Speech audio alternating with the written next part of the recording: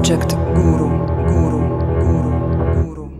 Всем привет! С вами Zak Novak на радиостанции Novorossia Rocks. Welcome to Novorossia Rocks radio station. This is Zak Novak, your American in downtown Donetsk. The program is called Projekt Guru, and Guru is in the house as always. Andre, my engineer, as well. Let's get right to it. U.S. presence in Iraq. Military buildup is a must, according to Obama.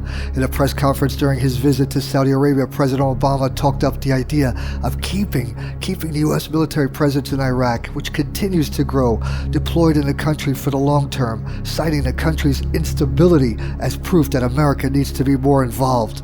Iraq's parliament is in a state of crisis over the past week, with a proposed cabinet leading to fistfights on the parliament floor and the sacking of the speaker. Since then, Iraq's parliament has not successfully had a single session.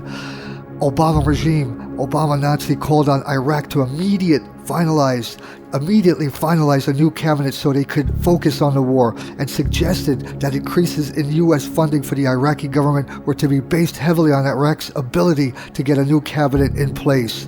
Obama concluded by saying that he believes Prime Minister Haider Abadi is a good partner for the U.S., but that he is concerned Abadi's hold on power in Iraq isn't as strong as it should be. So as you can see, folks, the Obama regime, more military buildup in the Middle East.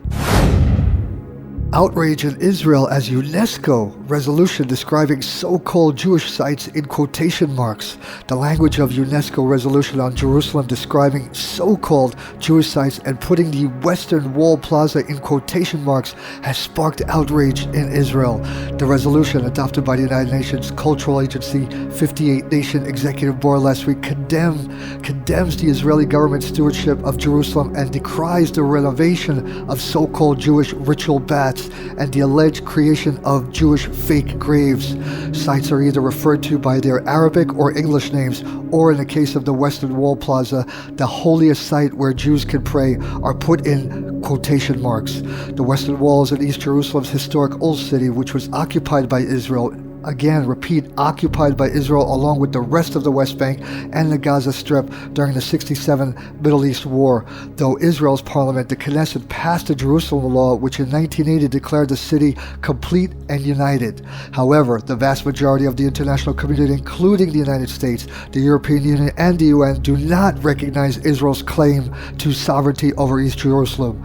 The Israeli government described the resolution, which was voted for by 33 countries, as a hideous, and penned letters to all countries that signed the resolution, which included France, Russia, and China. The UNESCO resolution has no practical validity. Nevertheless, we will not permit international entities to blur the Jewish people's connection to its eternal capital. Dor Gold, Director General of the country's foreign ministry, said in a statement on Thursday, the United Kingdom and the U.S. abstained from the vote. Again with Israel, Russian jet intercepts Israeli warplanes, but conflicting reports on location. Guru, listen to this. In the days leading up to Israeli Prime Minister Benjamin Netanyahu's visit to Moscow, Israeli media outlets are now reporting on an incident along the Syrian border in which a Russian jet intercepted one or more Israeli warplanes. There are several conflicting accounts on the matter, with some saying the incident was on the Israeli-Syria border and others suggesting it was on the Syria's coast, which would put the incident on the Lebanon border. Either way, the reports insist that the situation didn't escalate into any sort of confrontation, which on the one hand has some Israeli officials signing the coordination between Israel and Russia as successful, but raises questions about why, if they are coordinating so successfully, Russia felt the need to intercept Israeli planes in the first place. Israeli overflights of Syria aren't unusual, and indeed Israeli attacks on Syria are fairly common without Russian interference. If the incident happened on the coast, however, as some reports claim, it would put Israeli planes near the Russian naval base of Tartus, which Russia might interpret as provocative action. Whatever the case, this was likely a topic of discussion for Netanyahu's visit. Novorossia News Guru, civilian areas once again attacked by the Kiev Junta regime. Nazi Kiev subdivisions launched 35 mortars at the western suburb of Donetsk on Sahanka, DPR Defense Ministry reported. Nazi Ukrainian armed formations carried out shelling of Tudorsk and Sahanka since 8 o'clock last night till 1 in the morning. 15 mortars of 82 caliber and 20 mortars of 120 caliber landed in populated civilian areas. He added that the Kiev Junta shelling conducted from occupied positions in Marinka and Shirokino. The types of weapons also used were large machine gun fire, grenade launchers, and small arms. Guru, more crisis news from Novorossia. Nazi Kiev armed formations shelled once again Gorlovka, our beloved Gorlovka, yesterday. 3 homes were directly struck and totally burnt to the ground as a result. The 3 homes that were targeted yesterday was in the Nikitovsky region of Gorlovka. It was earlier reported that Nazi UAF Ukraine forces shelled Tudorsk and Yasirovata last night as well. The Kiev Junta, as you can see, does not want peace, constantly shelling civilian areas of Donbass. All war crimes by the Poroshenko regime, backed by Obama. Andre, news from Macedonia. Zoran Zaev's demanding for unconstitutional delaying of elections and for the withdrawal of President Georgy Ivanov's declaration to pardon all politicians is the reason the leader meeting in Vienna, scheduled for Friday, that's today, has been cancelled. The information was published by Republica Weekly. Without further detail, it was said that the meeting is cancelled. European Commissioner Johannes Hahn, along with 3 MEPs, Edward Kukan, Richard Howitt, and Ivo Weigl, were supposed to host the 4 Macedonian political leaders, Nikola Gruevski, Zoran Zaev, Mendu Taci, and Ali Hahmeti, for a new round of negotiations to resolve the political crisis in the country. Thursday morning it was announced that the House of EU in Vienna has already started preparing the hall for the meeting for solving the political crisis in Macedonia, and unofficially the MEPs are expecting all invited to attend the leaders' meeting, which would take place even if some of them are absent.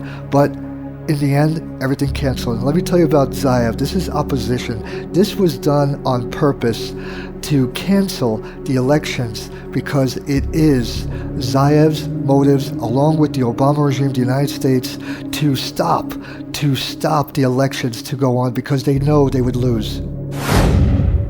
Guru Andre, things are just getting much worse with Turkey Junta regime. War crimes. Turkish regime soldiers shoot and kill 8 women and children at the border.